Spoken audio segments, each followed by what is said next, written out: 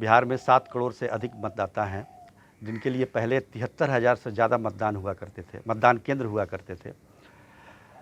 अब उसमें 34,000 की वृद्धि कर दी है, यानी कि 45% मतदान केंद्र बढ़ा दिए गए हैं। अब ये 1,06,000 से ज़्यादा मतदान केंद्र बिहार में होंगे चुनाव के दौरान। इसके पीछे की वजह यह है कि चुनाव आयोग चाहता है कि एक मतदान केंद्र पर 1,000 से ज़्यादा मतदाता नहीं हो।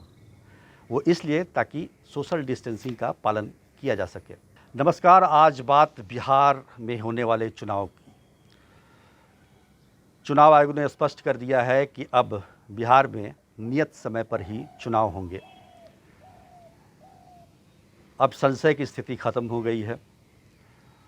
पहले ये आशंका जताई जा रही थी कि कोरोना की वजह से चुनाव टाले जा सकते हैं और यहाँ तक कि अगर 29 नवंबर तक सरकार का गठन नहीं हुआ तो बिहार में राष्ट्रपति शासन भी लगाया जा सकता है या फिर और कोई संवैधानिक स्थिति पैदा हो सकती थी। अब इन आशंकाओं को दूर करते हुए चुनाव आयोग ने साफ कहा है, मुख्य निर्वाचन आयुक्त सुनील अरोड़ा ने कहा है कि शेड्यूल के अनुसार ही बिहार में चुनाव होंगे।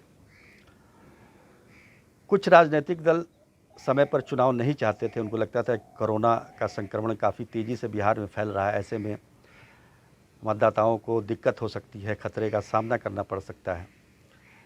जिनमें आरजेडी प्रमुख है। आरजेडी के अलावा वामपंथी दल हैं। कुल 11 ऐसी पार्टियां थी जिन्होंने चुनाव टालने का अपना मंतव्य चुनाव आयोग को दिया था, लेकिन बिहार में एनडीए के जो जेडीयू और बीजेपी हैं वो मानकर चल रहे थे कि समय पर ही चुनाव हो। हालांकि एनडीए के एक घटक दल एलजेपी भी समय पर चुनाव कराने के पक्ष में नहीं थी। अब चूँकि चुनाव आयोग ने फैसला दे ही दिया है तो सबको चुनावी प्रक्रिया में हिस्सा लेना है, तो सारे लोग आएंगे, चुनाव की तैयारी कर रहेंगे। हालांकि बीजेपी जेडीयू काफ़ी पहले से चुनाव की तैयारी कर रही है वर्चुअल रैली के जरिए, और बाकी दलों को भी अब इस पर करना पड़ेगा। बिहार में चुनाव एक महापर्व की तरह होता रहा है, जिसमें कलर्स होते हैं, रंगीनियाँ होती हैं, शोर होता है, शराबा होता है, रैली होती है, रैलियाँ होती हैं, नुक्कड़ सभाएं होती हैं।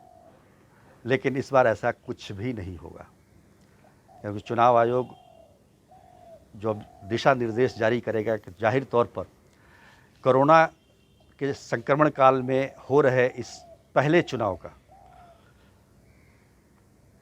की स्थिति कुछ भिन्न होगी, जो आमतौर पर पहले के चुनाव में देखने को नहीं मिलती थी। इस बार काफ़ी कुछ टेक्नोलॉजी पर आधारित होगा, और जो पार्टी तकनीक के रूप में जितना ज़्यादा विकसित होगी उसको मुझे लगता है कि लोगों तक पहुंचने की ज़्यादा स्थिति होगी उसके पास। बीजेपी के पास काफ़ी इसको लेकर तकनीक है, जेडीयू है, बाकी जो दल हैं आरजेडी भी थोड़ी बहुत सक्षम है, लेकिन अभी जो उसके मतदाताओं तक उसको पहुंचना काफ़ी मुश्किल होगा, ख़ासतौर पर वर्चुअल रैली के जरिए। तो ये तमाम स्थितियां हैं जिसको लेकर राजनीतिक दल इस तरह की बात कर रहे थे कि चुनाव को टाल दिया जाए जब तक ये कोरोना ख़त्म नहीं होता। लेकिन अब तो चुनाव कराना है, क्योंकि चुनाव आयोग ने कह दिया है। ये चुनाव अलग होगा, जैसा कि मैंने पहले ही बताया, सोशल डिस्टेंसिंग का पालन किया जाएगा, किसी प्रकार को कोई खतरा ना हो इसका पूरा ध्यान रखा जाएगा। मतदाताओं की सुरक्षा का, सुरक्षाकर्मियों के सुरक्षा का, खास तौर पर कोरोना के संक्रमण से, इसलिए चुनाव आयोग इसकी व्यवस्था में लगा हुआ है। और सबसे पहली व्यवस्था जो चुनाव आयोग ने की है, मतदान केंद्रों की संख्या बढ़ाकर की है। बिहार में 7 करोड़ से अधिक मतदाता हैं, जिनके लिए पहले 73,000 से ज़्यादा मतदान केंद्र हुआ करते थे। अब उसमें 34,000 की वृद्धि कर दी है, यानी कि 45% मतदान केंद्र बढ़ा दिए गए हैं। अब ये 1,06,000 से ज़्यादा मतदान केंद्र बिहार में होंगे चुनाव के दौरान।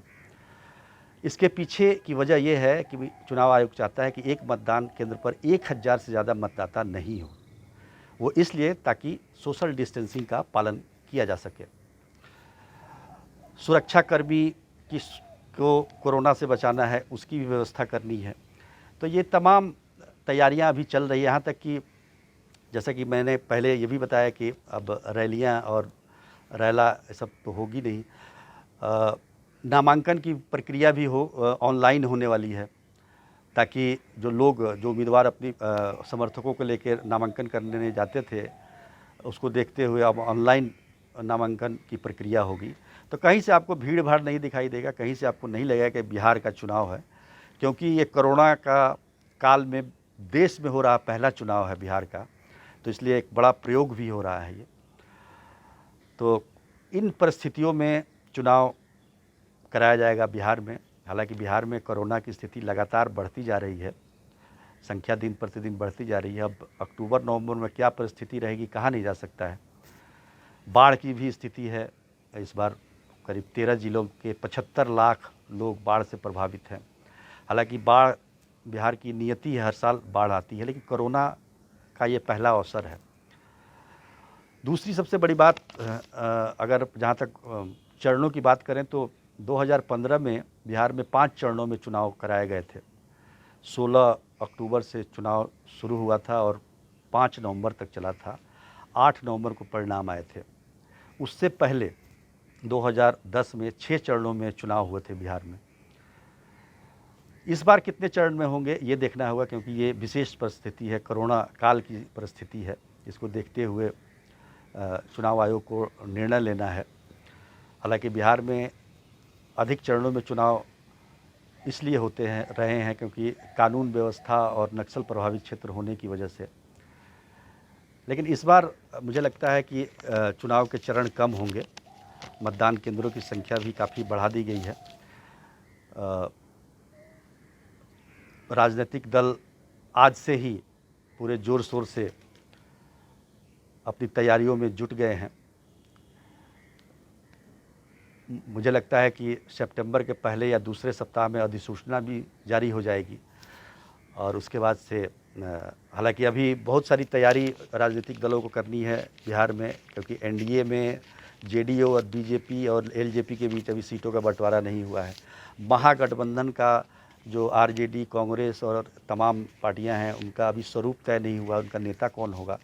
तो अब ये सारी प्रक्रिया शुरू होगी और बिहार में जो चुनाव होने वाले हैं उसको लेकर अब गहमागहमी की शुरुआत हो जाएगी। आज के लिए बस इतना ही। धन्यवाद।